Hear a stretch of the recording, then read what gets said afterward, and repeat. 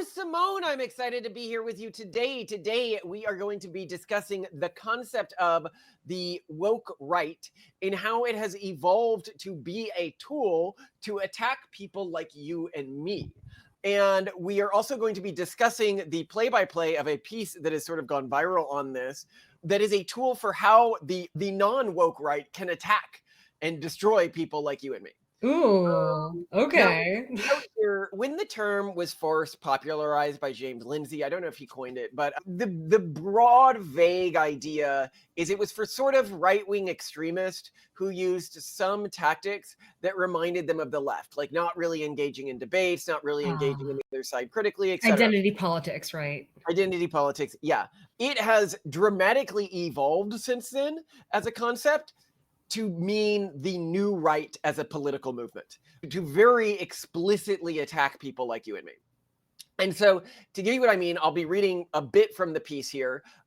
Obviously I skip around to the center where it gets into the meat of the topic. Titled, "The Woke Right Stands at the Door."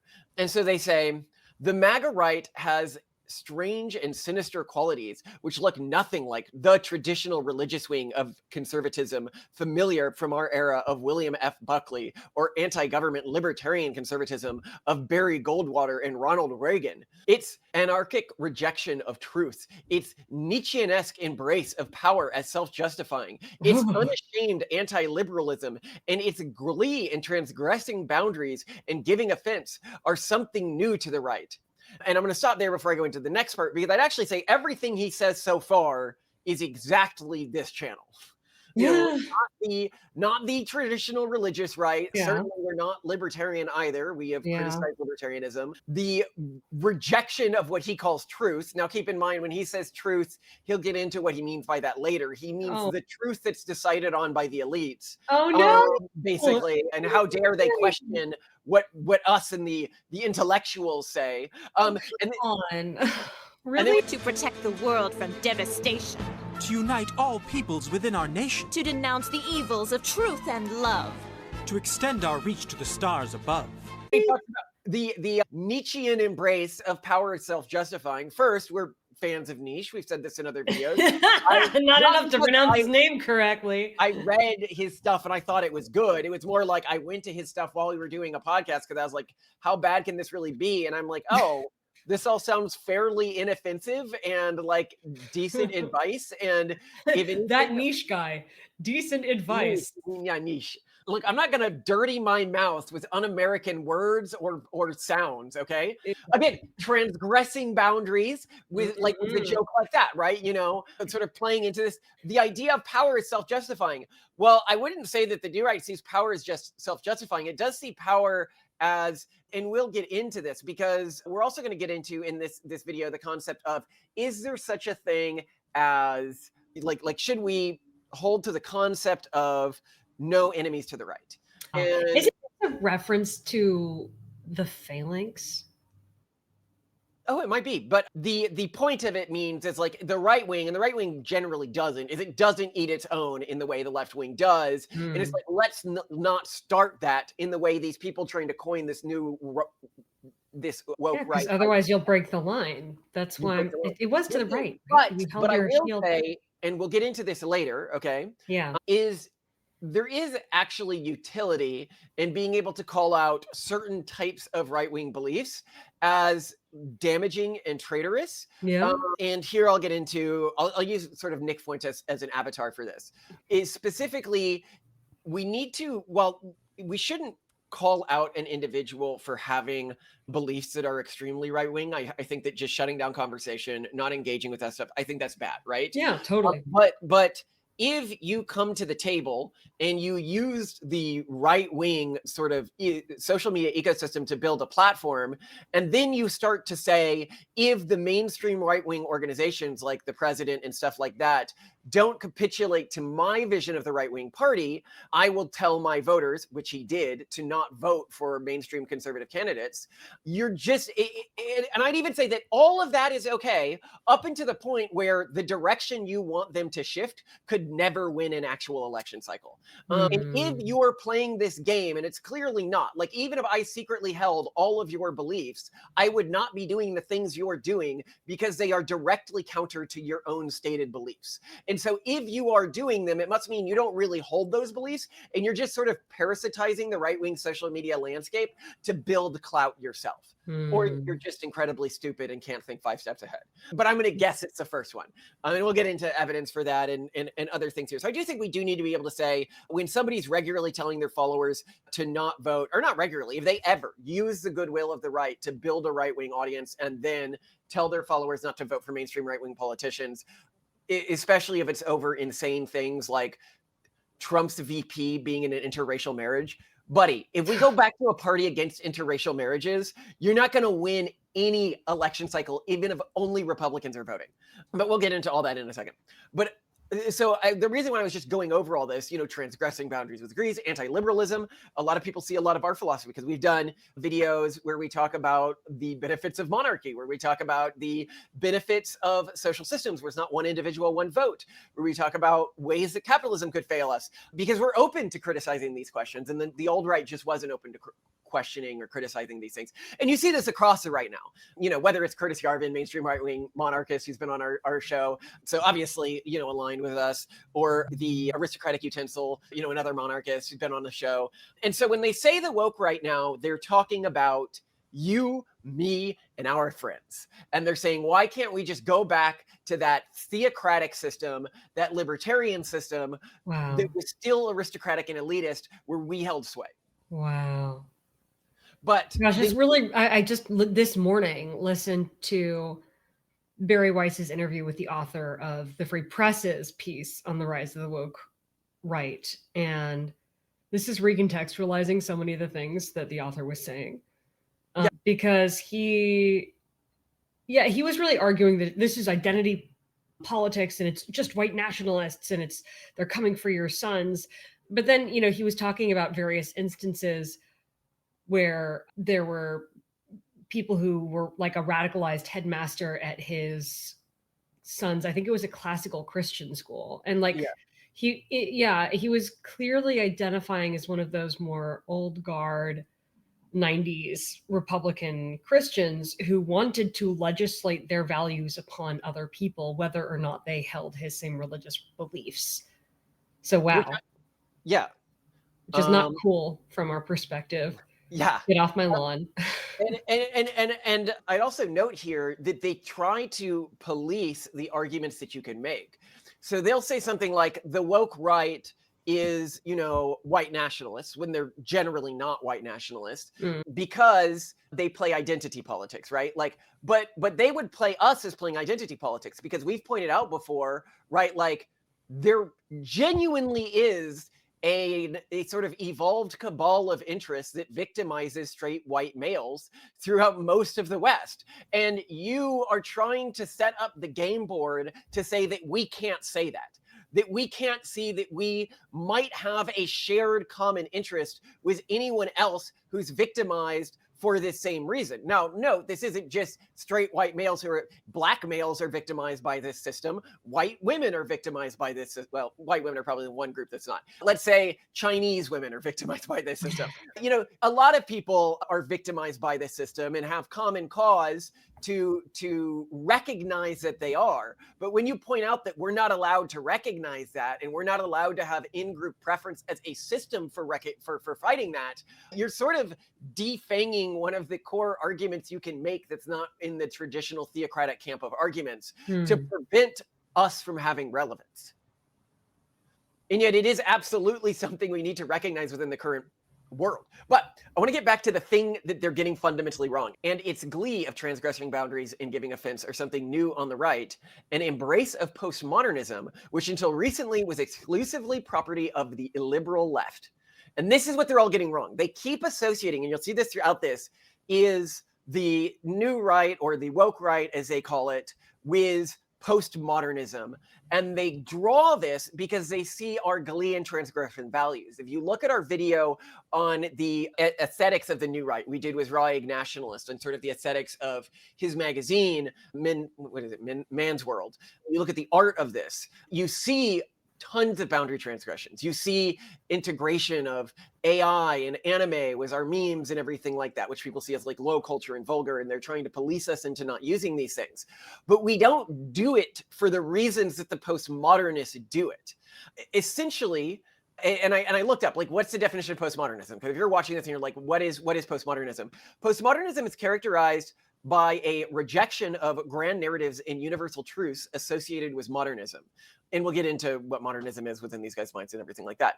And they're confusing anti-elitism, i.e., we reject their social norms, with rejecting all social norms.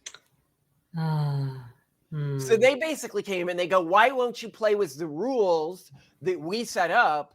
Oh, you refuse to play by my rules, the rules of the elite, therefore you must be anti-rule altogether. You seem to glee in violating my rules, therefore you must not have any system of ethics or rules. And that's not true. We have a new system of ethics or rules that we are convergently evolving into. A great example of this that I've mentioned with Man's World is they did something originally that we did originally, which is that they published, breaking rules, old Playboy like images, like vintage stuff, right? Because it's like classy, classic American, transgressing boundaries. But then people are like, look, I want to use this as a coffee table book. I have kids in my house. Like, I understand why you're doing this, but I want this to be something that's consumable by kids. And in our video, we used to curse and insert clips where people curse quite frequently. And now I try pretty hard to remove all curse words from our episodes because some people were like, hey, kids watch this. And so we are vulgar in that we transgress boundaries, and we may talk about sex and sexuality honestly, and we may talk about kinks honestly, but we don't insert vulgarity for the sake of vulgarity, right? And you see this in, Raig Nationalist, intentionally not using punctuation correctly, intentionally not using grammar correctly. He's doing this to thumb his nose at the elite institutions, right? Yeah, well, and people with degrees from elite institutions sometimes choosing to adopt anonymous identities to hide the fact that they went to them. Yeah. Yeah, and you see this across the new right. You see, obviously, what's his face went to Yale, the one who rejects Bronze Age pervert, Raig Nationalist, Oxford and Cambridge after he was doxxed. Like, you just keep seeing this. After these people get doxxed, they are smart. They beat the old system. They could be using the old system as a crutch in the way that this guy does, but they don't, because they want to play by the new rules, the rules where only your ideas matter, right? And I think that these guys like this, they don't like that, right? And so so we'll keep going into this, but fortunately for us, because we're going to go into his entire game plan. His entire game plan rests on misunderstanding that the new right has no social norms and is genuinely postmodern, except that it has a new set of social norms that is incredibly against high culture, opera, the academia culture, that this is the right way to do things, this is the wrong way to do things, because we learned that those forms of culture were used by the urban monoculture as a lure to entice people. They said, if you want to be high class, you want to go to the opera, you need to speak and act and not hold these beliefs and not say things like this and not question these things. And we're like, oh, you found a way to use all of this against us. We're not playing that game anymore. Thoughts before I go further? No, keep going. And then he goes on to say, a generation ago, normies in the academy and other elite cultural institutions failed to see the postmodern left for what it was. And so they were run over. But from their failure can be gleaned the postmodern right's weakness today, and we can exploit them. So they're coming at us. These old fogies, these boomer rights, okay? They are one of our enemies, and they've stated ourselves. We will go anti-right where we can if we can use it to maintain the boomer status quo. If we can keep you from theorizing about is like in the same way that the woke said, oh, there's questions and things you're not allowed to muse. They say you can't muse whether democracy actually works. You can, whether it's actually the best system anymore now that we have AI and other tools. You can't muse about human genetics. You can't muse about, like, we decided that those were topics you're not allowed to talk about. You can't muse about where human sexuality, how it works, because that's not something right-wing thinkers do. And I'm like, well, then you left a huge gaping window that the left has used to bludgeon us for the past 50 years. Yeah. We're engaging with this stuff because you guys failed. Your system failed. Your beliefs failed. It led to the rise. All of this horribleness that we're dealing with now grew on your rotting corpse. Yeah, under their watch. And I guess, but it only makes sense so that there would be some kind of death throw. There would be some type of desperate attempt to reclaim control or fight back against that which is replacing them. Yeah. One of the funny things I'll often find is the person who often gets targeted as like the woke right guy. And I think it's just because he's decided to fight back against this concept, which good on him for doing this, is what's his name? He does Lotus Eaters, Sargon of Akkad. Oh. And what's funny, I was finding funny about Sargon of Akkad, is if you look at Sargon of Akkad's like actual values and policy, I think he would frame us as being like left-wing people in a right-wing space. But if you actually look at our values rather than what we say or our public opinion, we are to the right of him. The only space that I can find where he's significantly to the right of us is on abortion. And I'd say that we are right of center on abortion because we definitely want a lot more restrictions on it, but we're not for life being as a conception. And I think that he's at around that area. But he's actually an atheist. And we are quite religious now. When we started our influential lives as atheists, I'd even go so far as to call us religious extremists now, which puts us also in quite a more conservative camp. But because our religion is different, other people are like, eh. But it's probably no different than a conservative Mormon or something. So, But I always find that interesting that somehow he's known as this far right person, but it's actually just because he rose to fame during the era of cancellation and during the era of YouTube demonetization and everything like that. And so he was like defenestrated for pretty milquetoast views, which is kind of sad, right? Like, yeah, he paved the way for a lot of the rest of us. But you might be thinking, oh, it's just this one piece who frames the woke right as postmodern. So I'm going to go to another piece. This is there a woke right by the American Reformer? Okay. And they were quoting somebody else. So they say, for example, in 2020, I succinctly defined wokeness as society is divided into oppressed and oppressor groups along lines of race, class, gender, sexuality, etc. Now note, he wants to prevent people from saying that. Right? That's a problem if society is literally divided into oppressed and oppressor class groups. And one of the oppressed groups is straight people and males, right? Like there clearly is a social hierarchy of ethnicities and genders and sexual orientations within the urban monoculture. And he's like, you are on the woke right if you call that out. Second, hegemonic power. But privileged people are blind. So 3, we need to defer to the lived experiences of the marginalized. 4, dismantle the unjust systems. Basically, he's saying you can't call out the current system that we're under right now, or you're in the woke right. And this was something that a lot of the old right people started reading about. When people went out there and been like, no, the system is rigged against men right now. There is an earning gap, a pay gap among youth. Apparently, this was something we needed to panic about when it was women for young men right now. And yet we don't. There is? Whoa, really? I didn't know that. So for like college grads.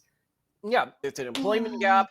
There's obviously getting into college gap. There's an education gap. It's just sort of all across the board. Young men are obviously systemically discriminated against in society. Yeah, I didn't know there was a pay gap though, honestly. I just figured like if anything that the college gap was favorable, as maybe it would drive more young men into the trades, which are lucrative and practical and going to do better, I think, initially with AI anyway. So yeah, and so then he goes on here and he says, so from here, he seeks to redefine woke right in precisely analogous terms. 1, society is divided into straight white men and their enemies. Now, very few like well-known people on the woke right here would say straight white men and their enemies. We would say the convergence. This is a bit like saying the left is about, trans black gay women and their enemies. And it's like, no, it's about all of the intersecting discriminated groups that have some reason to want equality to be reintroduced to our society, right? So it is straight men and white men and there's a lot of other, like Asian men are in terms of college admission, for example, much more discriminated against than white men. Jews are more discriminated against in some contexts simply because they outperform other groups. Just about any group that is, generally speaking, outperforming other groups due to more work. As we pointed out with Asian groups, they just spend a lot more time working on homework. I think one study was like 11 extra hours a week. And I was like, yeah, like, okay, I get it.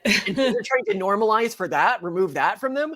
So they're trying to, why do they need to take this weapon away from us? Because when they do, then they can bring the right conversation back to only let's impose our theocratic norms, let's remove regulation, right? Instead of let's try to build a society that works. And then 2, hegemonic norms, the Longhouse, post-war consensus, Judeo-Christianity. But normies are blind. So 3, we need to red pill them. 4, retake the West. Okay, but here's the thing.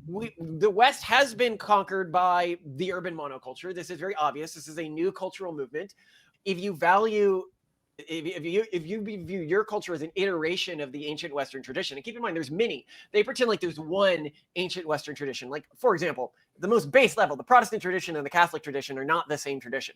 The Orthodox tradition is not the same tradition. The Jewish tradition is not the same tradition. Yeah. We are all allied together as descendants of a tradition that used to allow multiple groups that were different from each other to work together in harmony, because the Fire Nation attacked. The urban monoculture came along and said, no, there can only be one way of thinking and one way of acting. And if you look at one of the things that made the ancient Western tradition unique, like you look at the early Americas, it was many highly diverse groups. And I talk to people today who like just don't know their history, and they're like, come on, early America wasn't as diverse as modern America. And I'm like, no, it was culturally significantly more diverse. If you're contrasting Quaker and Cavalier views on just about anything, or Quaker and Puritan, or Puritan and Cavalier, or Cavalier and backwoods, all of these cultures were, I mean, no one in America today, or very few, you're not going to have like a major cultural region in the US that says like, well, yeah, some humans should be owned by other humans because they are a genetic subrace,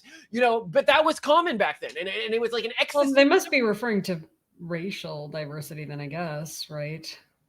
No, they have this myth of America as a Christian nation when they don't understand that Christianity within Quakerism was probably as distant. I would say that these two things are as distant from each other. Like if you're viewing Quaker Christianity and Puritan Christianity, as what is it? Roman mass Catholics and Unitarian Universalism. Oh yeah, no, super, super different. Well, and then you had the Cavaliers in the South who kind of didn't really care. They were just the second sons who were looking to make their fortune. So yeah, there was massive religious diversity. Like you had 2 religious extremists who were super against the Church of England, didn't like what they were doing. And then you had the guys who were like, yeah, I'm fine with the Church of England. Would have stayed had I inherited the house, Yeah, but what I'm pointing out here is they're coming to the table saying you can't point out that something like a Longhouse exists, that something like Judeo-Christian value systems exist, that something like the urban monoculture exists, and that they are our enemies. That's crazy. And you can't point out that people need to be red-pilled or woken up to that our mainstream narratives are wrong. Right? Like this is what they come to the table with because they want to undermine us. These people are not like of the right wing movement. You can try to come up with a phrase for them, but I think like in the same way that they call the woke right, I people are like they're not real right. It's not that they're real right. I guess boomer right. They're boomer right. Christian caliphate. No, they're not, because there are extremist Christians on the woke right. There are good guy extremist Christians, right? Yeah. So they're not that. They are boomer right. They want to recreate the right that created the wokes, that the wokes already beat. You had your shot, guys. And yes, I am Nietzschean, and I view your weakness with disgust. But yeah, so it's not just them that are our enemies. I have also noted, and I don't like think anything bad about Nick Fuentes. Nick Fuentes was one of the first mainstream figures to talk about us. He talked about us in positive terms. I think that he's sort of doing a shtick similar to what Andrew Tate is. As we note, I sort of think Andrew Tate became the shtick. He reminds me of the guy in Tropic Thunder who forgot if he was playing a character or not anymore. For 400 years, that word has kept us down. Took a whole lot of time just to get up that hill. Now we up in the big leagues. Cannot turn it back. Long as you live it, you and me, baby. That's the theme song for the Jeffersons. You really need help. And just because the theme song don't make it not true. And now he's just the character every day when he wakes up. I think Nick Fuentes is very aware of what he's doing, but I think that part of me makes me even sadder that he's doing it because he knows that his views hurt our overall chances of winning. And he's more concerned with his status, like trying to make anti-Semitism institutional to right-wing institutions. Even if you and I were secretly anti-Semitic, we wouldn't push that because you need to win the incremental victories first, even if that's your long-term goal. Well, do you think maybe he sees it as trying to move the Overton window? Like he knows it's not going to lead to any real progress, but he just is trying to change what people think is even if that was the case, then he wouldn't tell people not to vote for Trump. But he seems to sincerely, and keep in mind, you can look at our videos of the bigots turned against Trump. Leather Apron Club did the same thing. Don't vote for Trump. David Duke did the same thing. Richard Spencer did the same thing. We've sort of seen this across this sort of group that went really far in this one direction. So it's not just like Nick Fuentes who is doing this. Yeah. I think all of these guys can be perfectly pleasant human beings. I think a lot of them are intellectual powerhouses. I really like Leather Apron Club as a thinker. But I think that at the end of the day, if you gave somebody a knife once and they stabbed you in the back, you can never give them a knife again. That's the problem, right? Like if they oppose our collective interest because they know Donald Trump winning is better than Kamala winning, like from their own stated value set. So either they're lying about their value set or they don't actually care about that value set. They just care about using people. I'm just trying to think if there's any other thing. Maybe if they think that if there's 4 more years for unrest to be fomented among the right, then they will be even stronger. Like there's an inherent weakening that takes place when your side has won and you become indolent. I'm just trying to think through what else it could possibly be, because it just seems so otherwise intentionally self-serving. Yeah. I mean, I unfortunately, a lot of these people have sort of been pushed out of the mainstream right or the woke right because when the right has more solidified our alliance with Israel, which was really sort of forced through these recent wars, i.e. forced to pick a side. And before, a lot of people on the right didn't really feel like they had to pick a side. And they saw, the left is the anti-Israel party. I'm enough anti-Semitic that now I'm conflicted and it might be worth supporting the left. So I think that's what we're getting here. But let's go back to this guy's writings because I think it's really interesting. This is back to the original article here on how they're going to defeat us. In his 2004 book, Explaining Postmodernism, Stephen R. Hicks posits 3 categories of thought about how the world has historically been ordered: pre-modern, modern, and postmodern, where pre-modernism emphasizes faith, hierarchy, and duty to God. Modernism emphasizes reason, individualism, and autonomy. And postmodernism, in turn, sees reason as a sham, authority as a mask for power, and groups as prior to individuals. Now, what's interesting to this is if you looked at the core actual ideology of the woke right, it very clearly falls under not pre-modernism, faith, hierarchy, and duty to God, but much closer to reason, individualism, and autonomy, or what he calls modernism. But it doesn't reject the 2 other systems. And this is what he's getting wrong, right? He thinks in the old mindset, you have to choose one of these. Whereas what we say is I believe in reason, individualism, and autonomy as core political values, but I think that also I need faith, hierarchy, and a duty to God. And I also agree with what the postmodernist says. Some people can use reason as a sham if they have captured the institutions that define what's true and what's not true. Authority can be a mask to power, and many groups are using it as that right now. And groups do exist and have the capability of opposing my interests. Fair, yeah. To protect the world from devastation. To unite all peoples within our nation. To denounce the evils of truth and love. To extend our reach to the stars above. Traditionalism, or Hicks equivalent to it, anchors truth in holy books and prophets. It sees people as spiritual beings in a divinely ordered world. Traditionalism is ancient, whereas modernism takes its cues from the Enlightenment. Truth is what can be seen and provided. Reason and evidence supplant spiritualism, tribalism, and subjective intuition. And here, what I note is I agree. Reason and evidence do supplant, in the new right view, in the woke rights view, spiritualism, tribalism, and subjective intuition. But they do not supplant holy books and prophets. Yeah. You can supplant, you can say holy books and prophets have value, tradition has value, whereas spiritualism, tribalism, and subjective intuition do not. That's like the core thing we rail against on this channel. Postmodernism is a newcome. Emerging in post-war Europe, it adopts radical skeptical epistemology, viewing claims to capital T truth, as Tafel puts it, as assertions of power, efforts by dominant social actors to impose and legitimize their own, often oppressive agendas. Whereas you see a truth claim, you should unmask it, look behind it to see whom it might benefit. Now, here I'm saying, why is it bad that we would want to do this? If somebody comes to me and they say this thing is true, he's basically saying if somebody more powerful than you, with more degrees than you, with more institutional power to you, comes to you and says this is true, you shouldn't then ask, who is this benefiting, this norm that you just created? Yeah. Who is it benefiting to say that men and women are actually exactly the same? Who is it benefiting, right? Who is it benefiting to say that there are? Yeah, this is something that we need to ask whenever we hear something like this, so we can understand why somebody might have a motivation to push a particular agenda. Yeah, absolutely. And yet he's saying you can't do that. That's postmodern. You can't do that. Now, I would note you shouldn't pathologically do it. You shouldn't assume that nothing is true.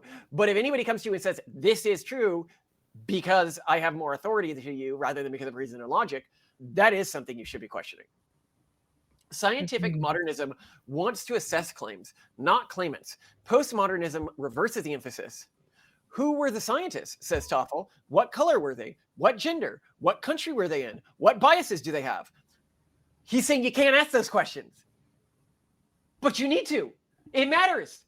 If I have a study and it says Crest toothpaste is the best toothpaste ever, and I go to the guy and I go, was there any chance that this was put out by Crest scientists working on a Crest grant?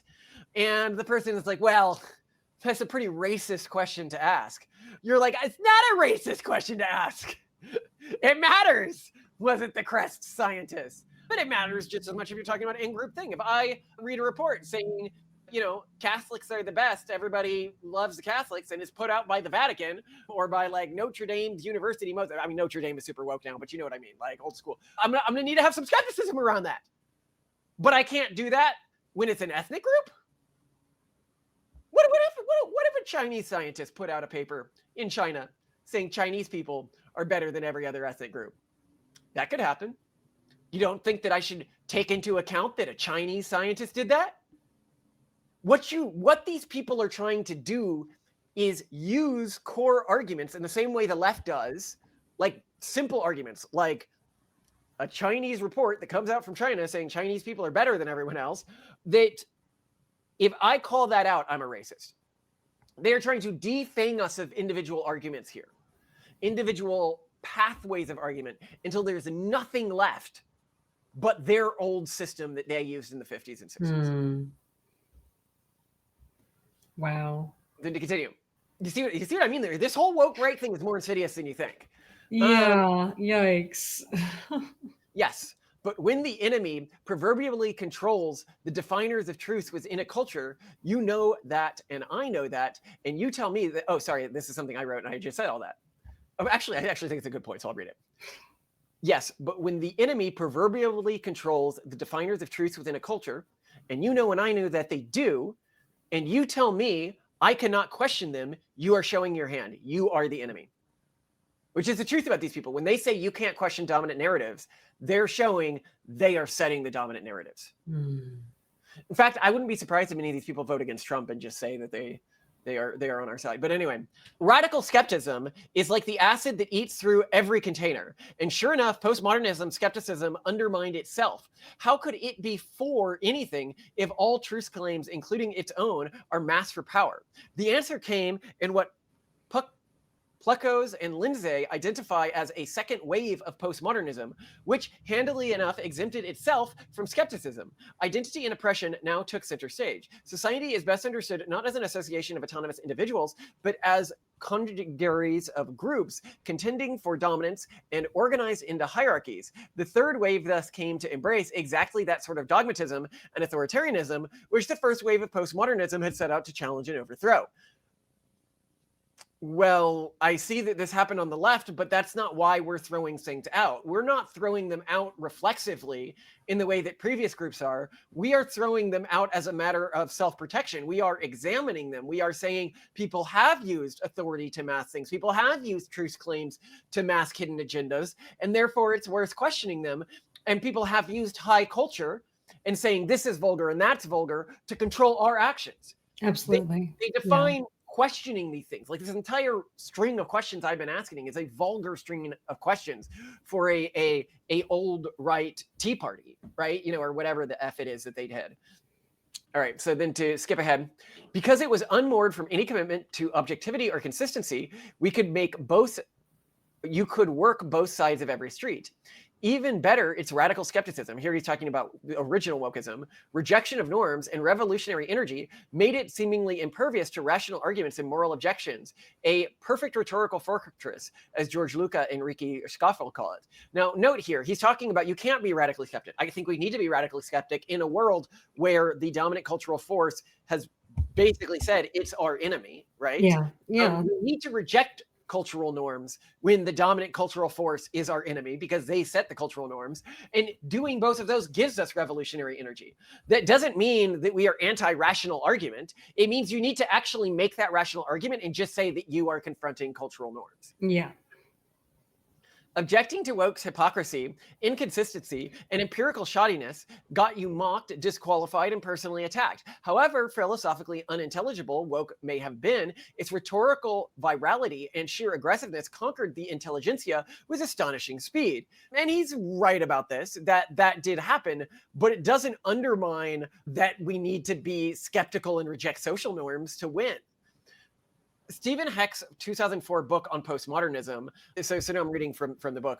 Principles of civility and procedural justice simply serve as masks for hypocrisy and oppression, born of asymmetrical power relations, masks that can be ripped off by crude verbal and physical weapons, ad hominem arguments, in-your-face shock tactics, and equally cynical power displays.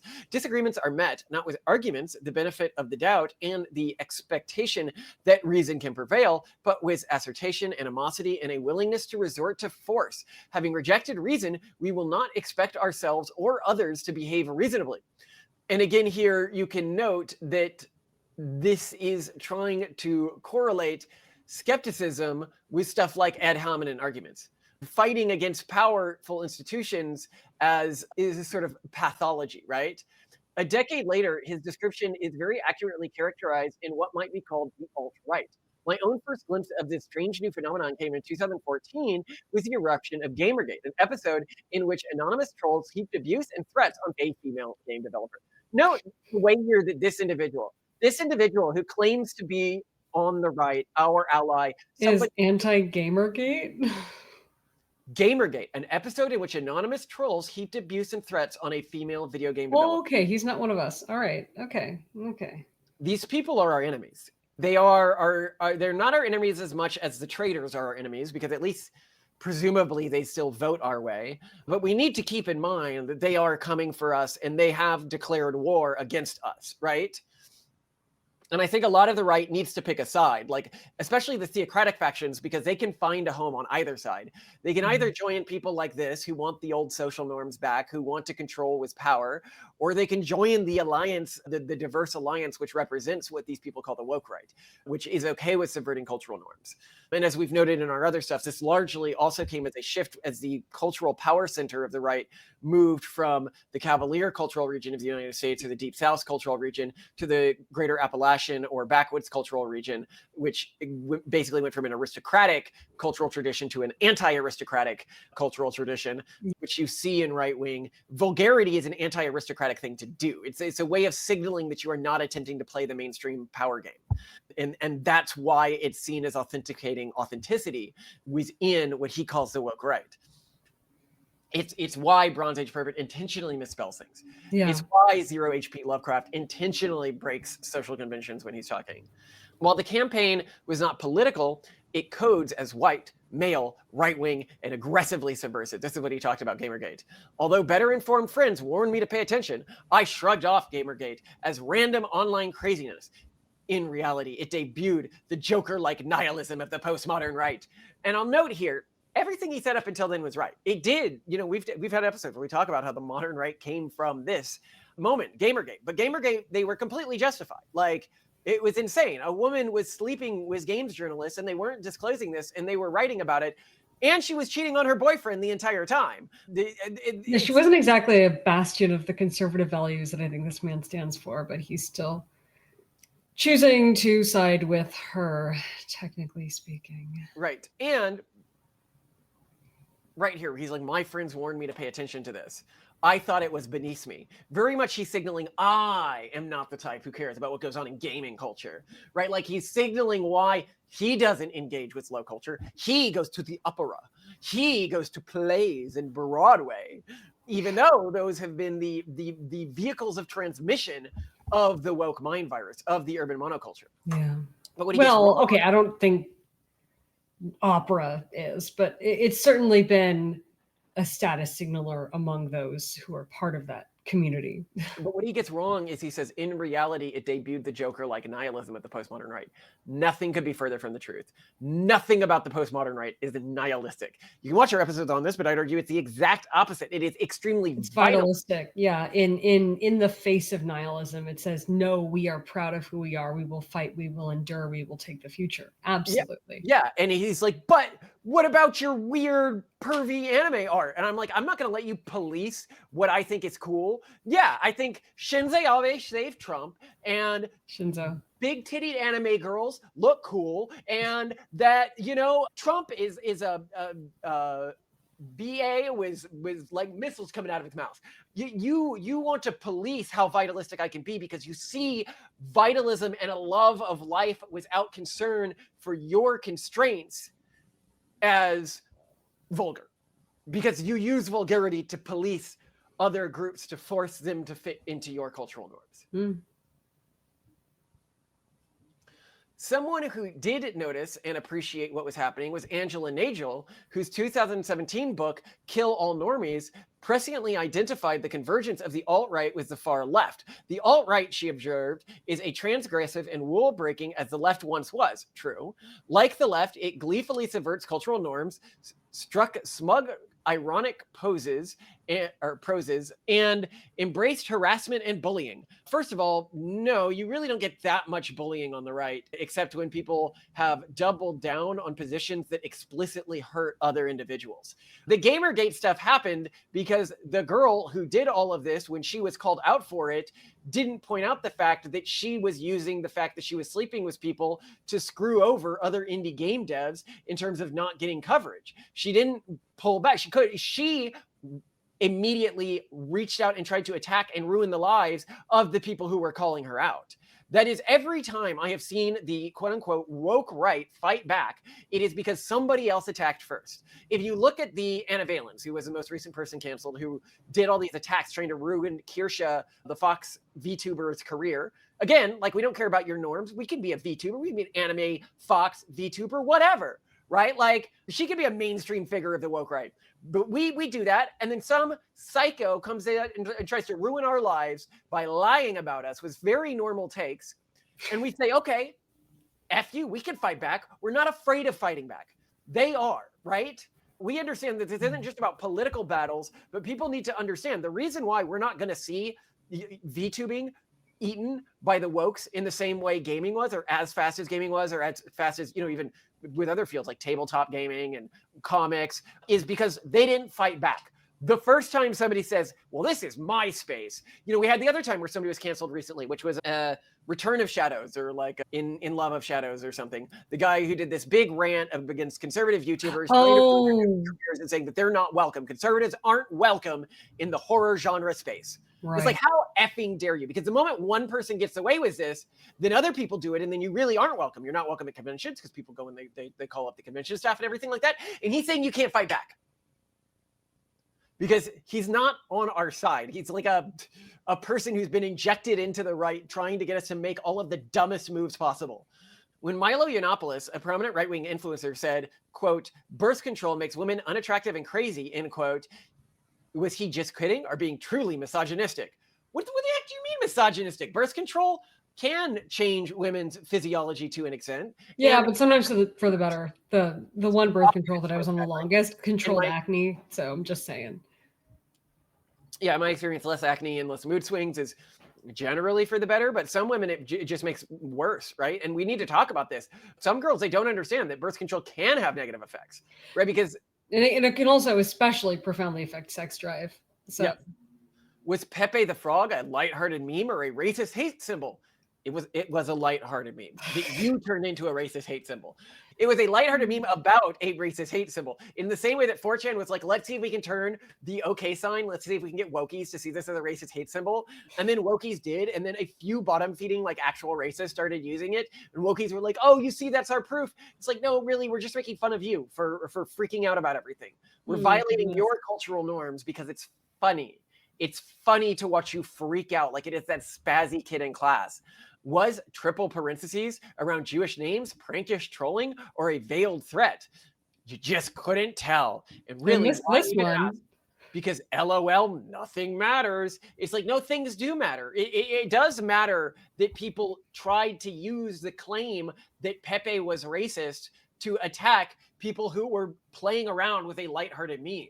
They tried to police language of people like Milo to not be allowed to question things like the effects of birth control. Okay, that people weren't even allowed to say, hey, why did Jews have disproportionate amounts of power in our society?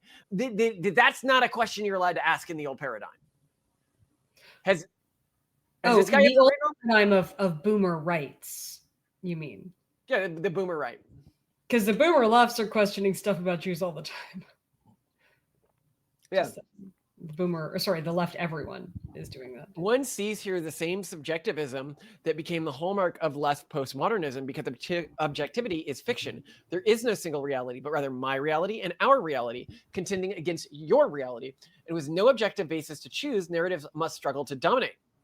How to win in this context of narratives? The postmodern formula holds that language constructs discourse.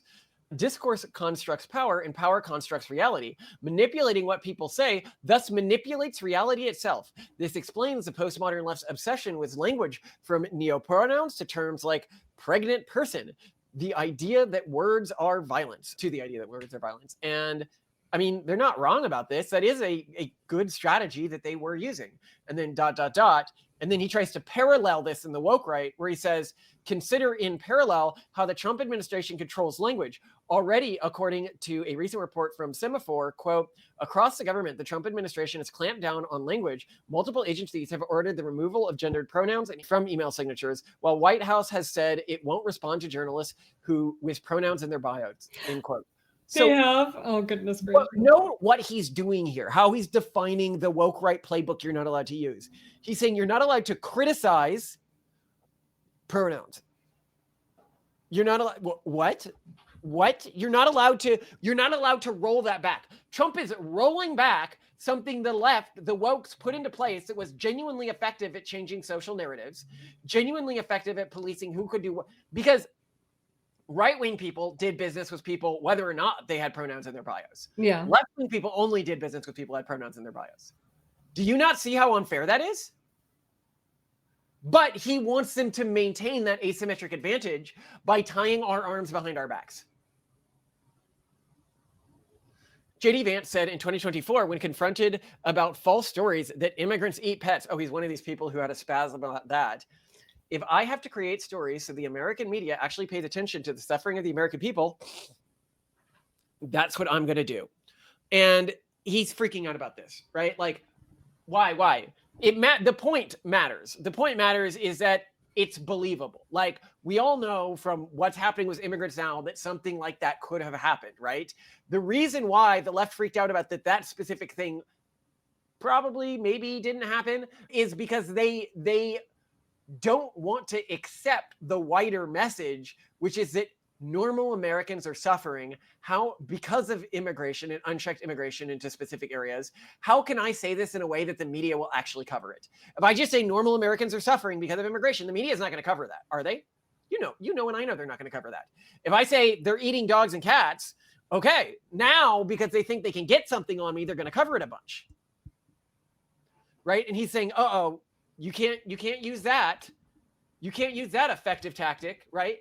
Likewise, the postmodern right shares its left-wing counterparts' contempt for expertise, not expertise, quote unquote expertise is what I'm saying here. Oh, Which it views as a tool for elite domination of discourse, which it is when expertise is defined by you as how many degrees you have and what institutions you work for.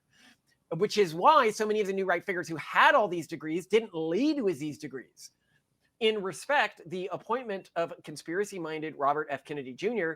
to run the Department of Health and Human Services has a distinctly postmodern flavor. R.F. Kennedy Jr., it's very awesome. I like him as a candidate. Like, I love his bear story. That made me love him. that was the game changer for so many. I'm like, the guy saw roadkill and he's like, Ooh. yeah, I'm gonna try to eat that. Let's give that a shot. I'm like, this guy asks. But he's like, R.F. Kennedy Jr., except we know, the granola moms, the left, many parts of the right have known for a long time that a lot of these institutions, are not our friends, right? They do not have this shared interest with us. And they some of the stuff that they were saying around what's healthy and what's not healthy, he's this guy here, all these conspiracy theories about smoking giving you cancer. Don't they know that the researchers at Big Tobacco U have already said that's a myth created by the liberal government? It's like, what? But you see what I mean? He's just trying to defang every argument that the actual right has to try to go back to an earlier time. Thoughts before I go further, Simone, because people, they love hearing from you. You're the smart one. I'm just kind of stunned. I should have seen this for what it was, I guess. And I just assumed a bunch of stuff and you're like, it's totally reasonable criticism. Yeah, like, I guess it's bad that identity politics is making its way to the right, and that the right is mean girl policing itself now in a way that the left did. But what you're saying here is the mean girls are the people who've made this concept in the first place. Mm-hmm. They're the mean girls. The call is coming from inside the house. And I mean, after hearing what you've read here, pretty compelling. And then, of course, it makes sense because I every time you talked about the old version of the right, I thought, gosh, aren't they kind of uncomfortable with what's happening right now? Our whole new, like, pluralistic libertarian approach to the right would sit wrong with people who wanted to legislate their values upon others. Well, no, but truly, because it's not just libertarian. He wants to go back to either theocratic or just libertarian values. Mm-hmm. He hates that we're up here having discussions about, well, should it really be one person, one vote? Is UBI actually bad? Monarchy in the age of AI. What about monarchy? He wants to narrow what we can talk about on the right. When I think what unifies the right today is really our long-term goal, which is human flourishing.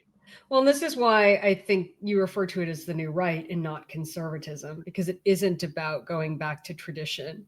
It's not about the cargo cult of the old ways. It is about progress from a very pragmatic standpoint, even if it doesn't look great, even if the optics are off. Well, it has a degree of tradition in it. Like, it's not. Well, it's not in the way that capital C conservatives want. They want their windows and fences. They want Chesterton's fence to just stay there, and we want to disassemble it and then, like, make it integrated with AI drone swarms and have automatic sensors in it, and like, modernize it and then rebuild it. Like, we want to take the pieces, modernize them, and then put it back. And they're like, no, don't mess with my fence. And we're like, but if you leave the fence now, this new predator is going to get through. And they're like, no, the fence works. It has always worked and it will always work. Yeah. It's like, hey, fences may be good, but maybe we just need to stack them on top of each other. And then we can attach some electrical wires to it. Yeah. Like, how dare you?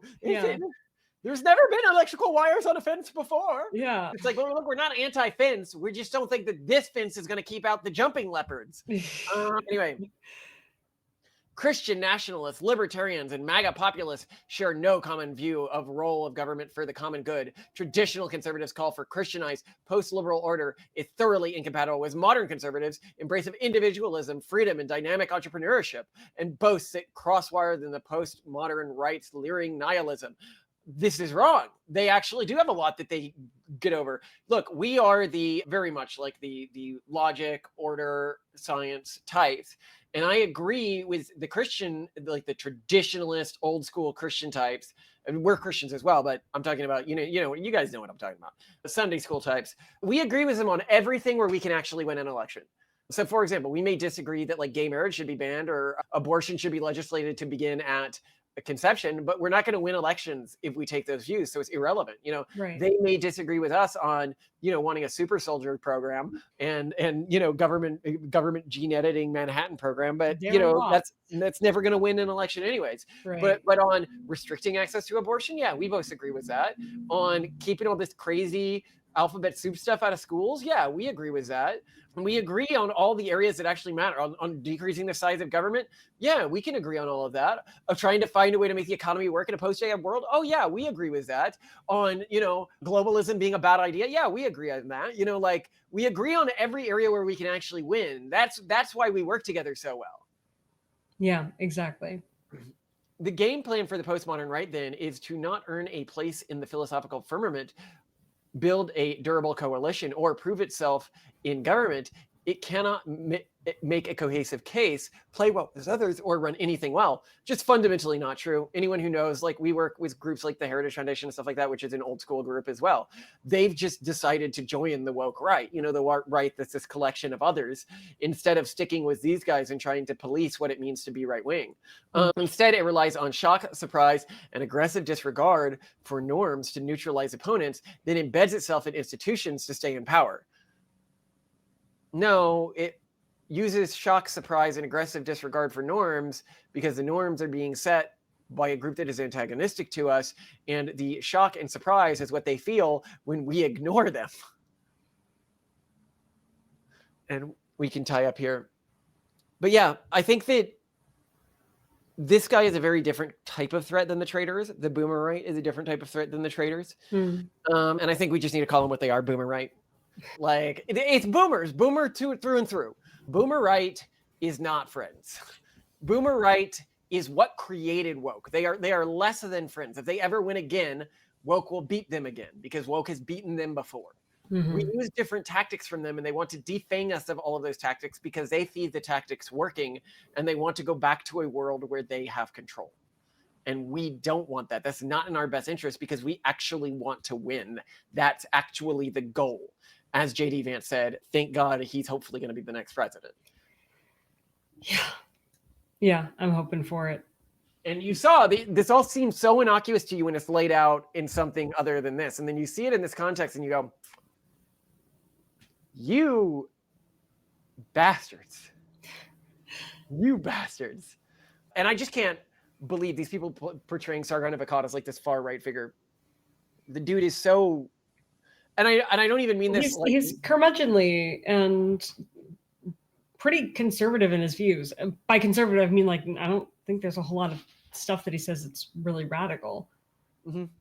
He's even like herder. I don't want to have more kids. It's too much work. He's like pro-gay atheist guy. Like what are you talking about? Yeah, it doesn't sit right. This accusation. It's certainly not a white nationalist or a Christian nationalist. It's you try to portray him to be.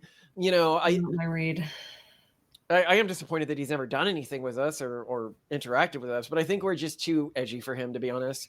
Which of course we are. Too small and or too edgy. Yeah, I don't know. A lot of people don't want to touch us for whatever reason. They hate our glasses. I can't stand them. Anyway. Love you to death, Simone. I love you too, gorgeous. What do I need to do? Need to get all your money, and I'm gonna call somebody over. That can pick us some workers and for all the money we have. Okay, so we're gonna take all of our money and do what was it? Get hire some workers to help me build my birthday because all of the knowledge, and it does, and it is a pretty lot of building. So you're going to need a lot of money to build what? To like to get some workers to hire to build my birthday. Okay, and it's going to be the biggest birthday ever? Yeah, What do you think about doing a squirt gun fight? That's what we were thinking about doing. It's getting you... yeah, and also, Mom said we could put food and cotton candy and all this stuff for that. Oh, and we invited the most